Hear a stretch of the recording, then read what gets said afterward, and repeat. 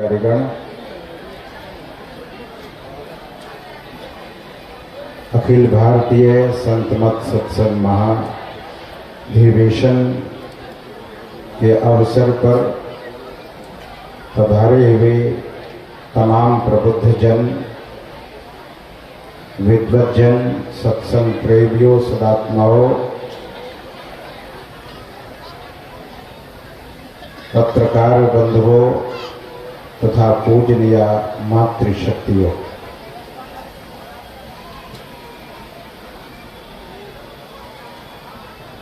अभी हमारे विद्वान गुरु भाई डॉक्टर स्वामी विवेकानंद जी महाराज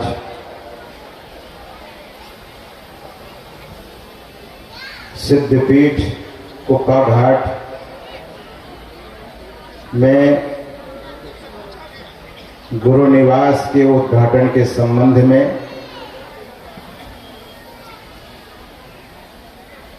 आपको बता रहे थे। मैं निश्चय ही महासभा के अध्यक्ष और महासभा के महासचिव और महासभा के पदाधिकारी गण को अपने तरफ से बहुत बहुत धन्यवाद देता हूं महत् पुण्य कार्य के लिए। और आप तमाम सज्जन वृंद से यह निवेदन करता हूं कि महासभा के इस महत् पुण्य कार्य के लिए उनको धन्यवाद ताली बजा करके दें।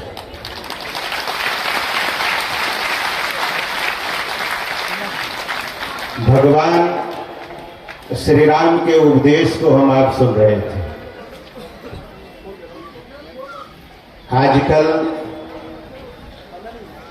लोग विज्ञान की ओर बहुत तेजी से बढ़ते जा रहे हैं। स्पेस की लड़ाई हो रही है।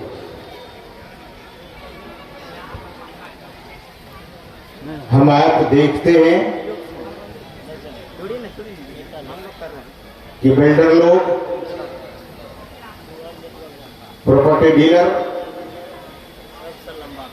स्पेस का मुहैया कराते हैं।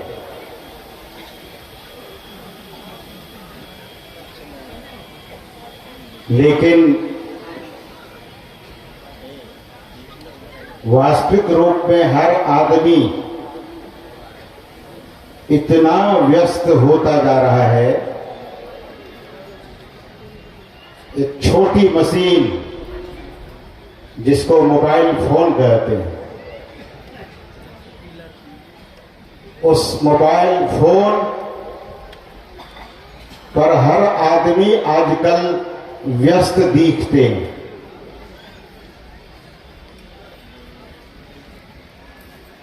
इस सृष्टि के रचयिता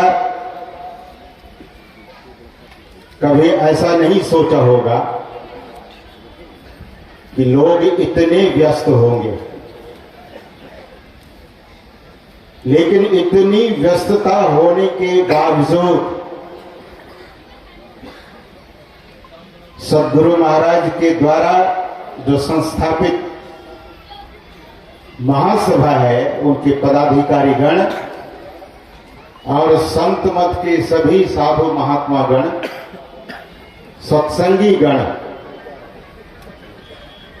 अध्यात्म को फैलाने के लिए तन मन धन से समर्पित है। इतनी बड़ी जनसैलाब और इतना बड़ा महायज्ञ जो महासभा के द्वारा और नवगछिया के सत्संग प्रेमियों के द्वारा यहाँ के स्वागत समिति के द्वारा जो आयोजन हुआ है, निश्चय ही ये सभी लोग प्रशंसा के पात्र हैं। सद्गुरु महाराज महती कृपा करें इन लोगों पर। और सज्जनों, अवसर भी इतना सुंदर है कि आज महाशिवरात्रि है। शिवरात्रि यानी भगवान शिव और पार्वती के विवाह का दिन। आजकल लोग मैरिज एनिवर्सरी मनाते हैं। कभी कभी हम लोगों को भी लोग फोन करते हैं कि स्वामी जी हमारा मैरिज एनिवर्सरी है, आशीर्वाद दिया जाए। मैं समझता हूं कि लोग भगवान शिव और पार्वती की ही परंपरा को निभा रहे हैं। वैवाहिक जीवन सुंदर हो, लेकिन यह जो महाशिवरात्रि है, दरअसल में जीव और शिव का मिलन दिवस है, मिलन का यह समय है। गरीबदास जी महाराज लिखते हैं कि दुल्हा दुल्हन मिली गए रे झूम करा, फीकी पड़ी बारात सुनो रे झूम करा। सज्जनों, संत सद्गुरु महाराज एक ऐसे विलक्षण महापुरुष हम सबों के बीच में अवतरित हुए। लोगों को जानकारी नहीं थी कि मनुष्य जीवन का लक्ष्य क्या है। सत्संग योग में सभी ग्रंथों का समन्वय और संकलन, संतवाणियों का संकलन, और सद्गुरु महाराज अपने अनुभव वाणी को भी देने की कृपा की है। मनुष्य अपने लक्ष्य को जाने, पहचाने, यह कैसे होगा? ये भारत के ऋषियों ने हम सबों को वह ज्ञान देने की कृपा की है।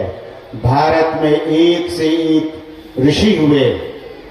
स्वामी राम तीर्थ जी महाराज के संबंध में सद्गुरु महाराज कहा करते थे कि स्वामी राम तीर्थ जी महाराज जब धर्म प्रचार करते करते जापान गए, तो जापान के लोग उनके ज्ञान से बहुत प्रभावित हुए। बहुत लोगों ने दीक्षा ली। भारत के सन्यासियों के प्रति, संतों के प्रति, ऋषि महर्षियों के प्रति जापान के लोगों में अटूट श्रद्धा उत्पन्न हुई। स्वामी राम तीर्थ जी महाराज उस समय जापान से अमेरिका जाने लगे। लोगों से कहा कि यहां से मैं धर्म प्रचार के लिए, अध्यात्म ज्ञान प्रचार के लिए अमेरिका जाऊंगा। जापानी भक्तों ने स्वामी राम तीर्थ जी महाराज के लिए जल जहाज में टिकट कटवा देते। सज्जनों, उस समय वायुयान, फ्लाइट की व्यवस्था रेयर होती थी। तो स्वामी राम तीर्थ जी महाराज जापान से अमेरिका जल जहाज से जा रहे थे। जैसे ही अमेरिका के पोर्ट पर उतरते हैं, तो अमेरिकन इमिग्रेशन ऑफिसर स्वामी राम तीर्थ जी से पूछते हैं कि आपका खर्चा वर्चा कैसे होगा, आपके पास कितने रुपये हैं? तो स्वामी राम तीर्थ जी महाराज ने कहा कि I am the empire of this creation, मैं सम्राट हूं और खजाना सम्राट के पास नहीं होता है, खजाना तो खजांची के पास होता है। सज्जनों, इस बात को सुनकर इमिग्रेशन ऑफिसर हतप्रभ हो गए। इतने में एक अमेरिकन उठकर खड़े हुए और उन्होंने कहा कि मैं स्वामी राम तीर्थ का खजांची हूं, बिना किसी परिचय के।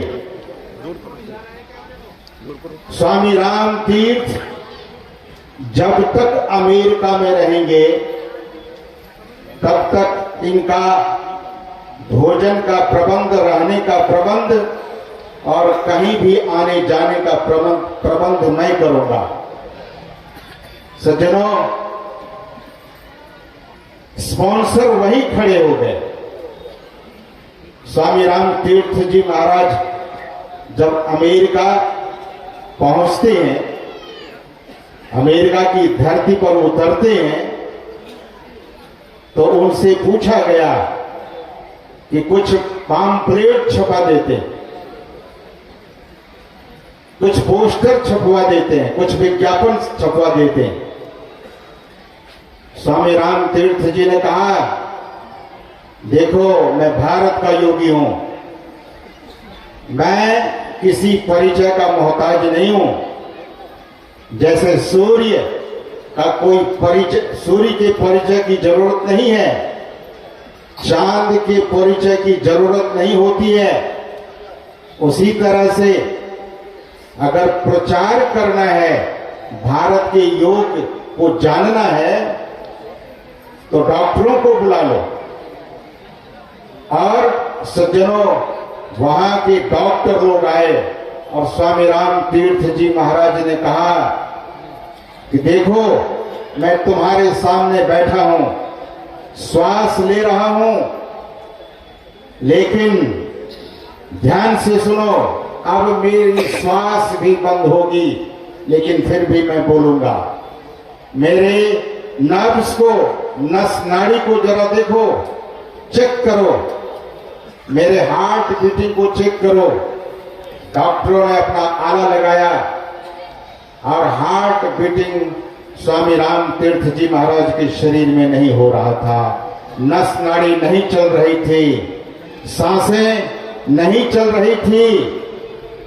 और स्वामी राम तीर्थ जी महाराज जैसे सामान्य लोग बोलते हैं वैसे ही बोल रहे थे। डॉक्टर लोगों को बहुत हैरानी हुई और पूछा कि आप कैसे बोल रहे हैं, ये कौन सी विद्या आपके पास है, what is the art in you. Swami Ram Tirtha ji Maharaj ने कहा कि this is art of living of India, ये भारत की विद्या है, भारत की योग विद्या है, भारत की कला है, this is yoga of India.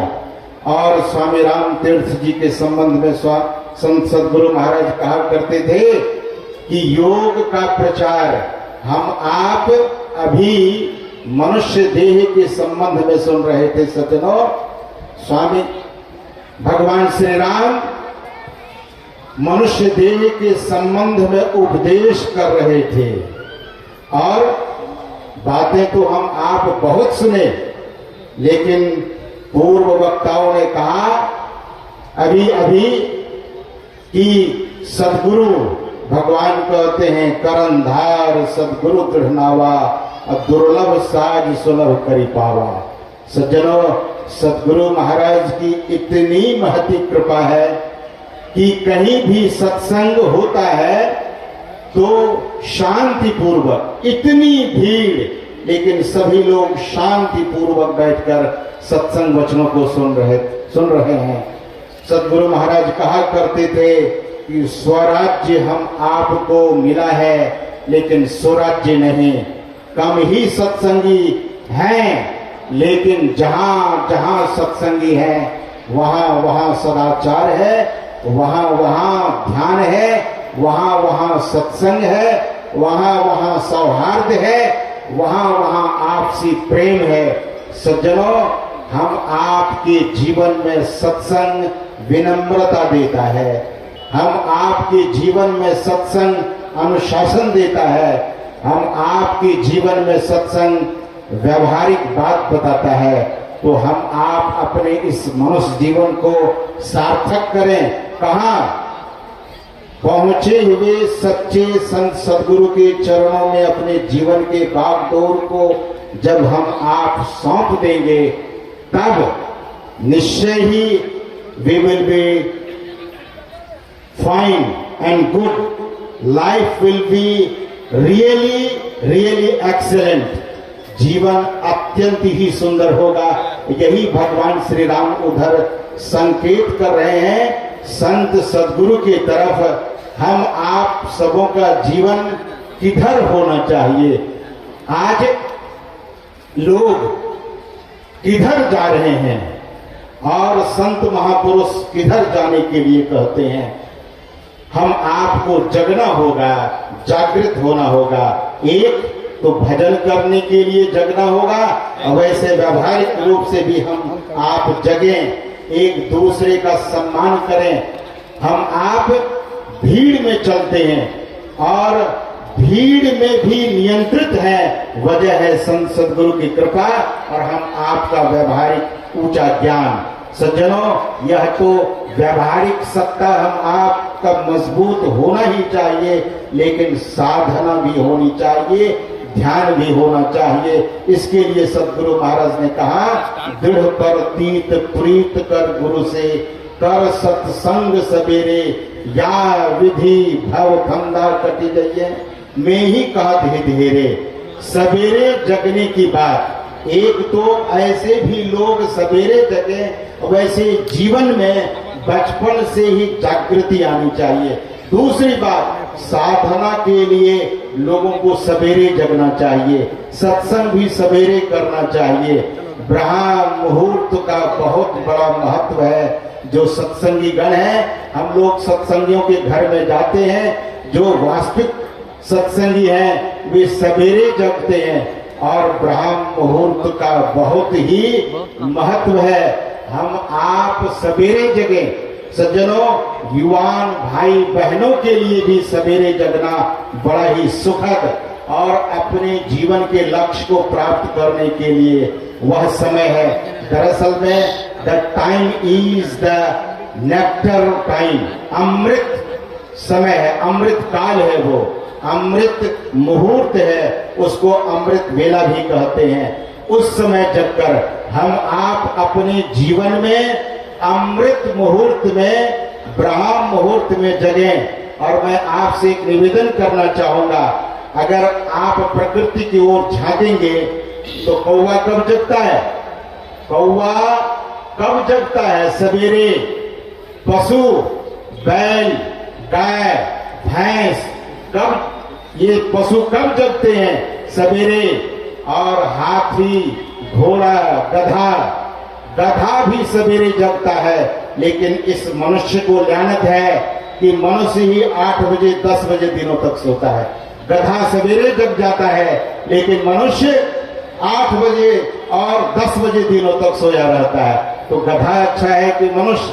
संत सदगुरु महाराज ने ऐसी वाणी कही है और लोगों से आह्वान किया है कि हम सबों को सवेरे जगना चाहिए। युवान भाई बहन, विद्यार्थी, छात्र और छात्राएं अगर सवेरे जगे तो उस समय में जो जैसा संकल्प करते हैं, ऐसे छात्र और छात्राओं का संकल्प भी पूरा होता है। संकल्प सिद्ध करने का मुहूर्त है अमृत वेला, ब्रह्म वेला। एक महापुरुष ने कहा, अगर ब्रह्म को प्राप्त करना चाहते हैं तो ब्रह्म वेला में जगिए। जो ब्रह्म वेला में नहीं जगते हैं वे ब्रह्म प्राप्ति की मात्र कल्पना ही कर रहे हैं, ऐसा महापुरुषों ने कहा। तो हम आपको जीवन में भी जगना है और दैनिक जो क्रिया है हम आपकी, उसमें भी जगें। जो दैनिक क्रिया हम आप करते हैं, नित्य नैमित्तिक क्रिया करते हैं, उसमें भी जगे रहें और ब्रह्म मुहूर्त में जगकर ध्यान करें। और ध्यान करने के लिए संकेत है भगवान श्री राम का कि सदगुरु की शरण को कहें। भगवान ने इस उपदेश में यही कहने की कृपा की कि सदगुरु के चरणों में अपने जीवन के बागडोर को सौंपिए, तो तब मनुष्य जीवन के रहस्य को जान सकेंगे और मनुष्य जीवन के लक्ष्य को प्राप्त कर सकेंगे। सज्जनों, इन्हीं निवेदन के साथ वाणी को विराम। बोलिए श्री सद्गुरु महाराज की जय।